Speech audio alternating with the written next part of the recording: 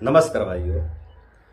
एक भाई जी कमेंट किए हैं और भाई जी अपने कमेंट में पूछ रहे हैं कि भैया जी, जो छोटे उम्र से ब्रह्मचर्य का नाश करते हैं वे लोग कभी पिता नहीं बन पाते हैं, वे कभी संतान को जन्म नहीं दे सकते।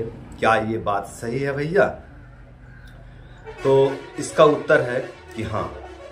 यदि कोई व्यक्ति 12 वर्ष की उम्र से, 13 वर्ष की उम्र से या फिर 14 वर्ष की उम्र से ब्रह्मचर्य का नाश करना शुरू करता है और व्यक्ति 25 वर्ष की उम्र तक, 26 वर्ष की उम्र तक ब्रह्मचर्य का नाश करते रहता है और बहुत अति मात्रा में ब्रह्मचर्य का नाश किया है और ब्रह्मचर्य का नाश करते हुए वो विवाह कर लेता है और फिर संतान को उत्पन्न करने का कोशिश करता है, तो संभावना है कि उसको संतान उत्पन्न करने में दिक्कत आ सकती है।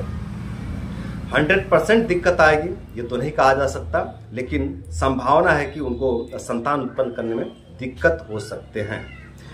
और यदि उनको दिक्कत नहीं होती है संतान उत्पन्न करने में, उनको संतान हो जाते हैं, बच्चे हो जाते हैं, तो जो बच्चे होंगे ना वो जन्म से कमजोर और रोगी होंगे, क्योंकि इतना अति ब्रह्मचर्य नाश करने पर जो शुक्र धातु है वो बहुत ज़्यादा दुर्बल हो जाएगा।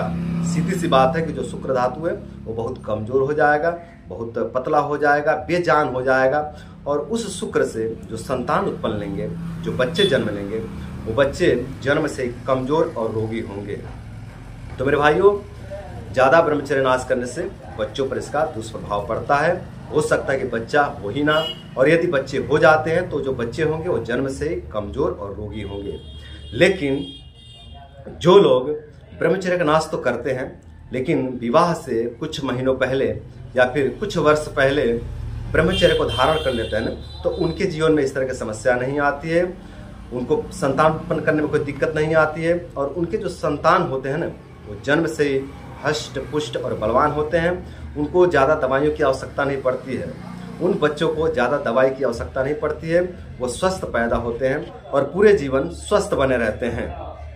लेकिन वही जो कमजोर शुक्र से बच्चा जन्म लेते हैं ना, जो कमजोर वीर्य से बच्चा जन्म लेते हैं, वो बच्चा जन्म से ही कमजोर होते हैं, रोगी होते हैं और पूरे जीवन उनको दवाई की मदद लेनी पड़ती है, दवाइयों के सहारे उनको जीना पड़ता है।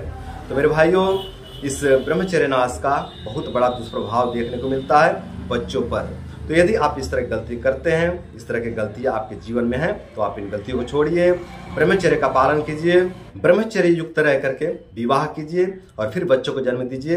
वो जो बच्चे होंगे वो जन्म से हष्ट पुष्ट और तंदुरुस्त होंगे और वो पूरे जीवन स्वस्थ बने रहेंगे। तो मेरे भाइयों, उम्मीद करता हूँ कि इस वीडियो से आप लोग को बहुत कुछ सीखने को मिला होगा और साथ ही ये भी उम्मीद करता हूँ कि इस वीडियो को फॉलो करके आप लोग ब्रह्मचर्य व्रत का पालन करेंगे और ब्रह्मचर्य व्रत का पालन करके आप लोग अपने जीवन को सुंदर, सरल एवं सफल बनाएंगे। तो दोस्तों, आज के लिए इतना ही। नमस्कार।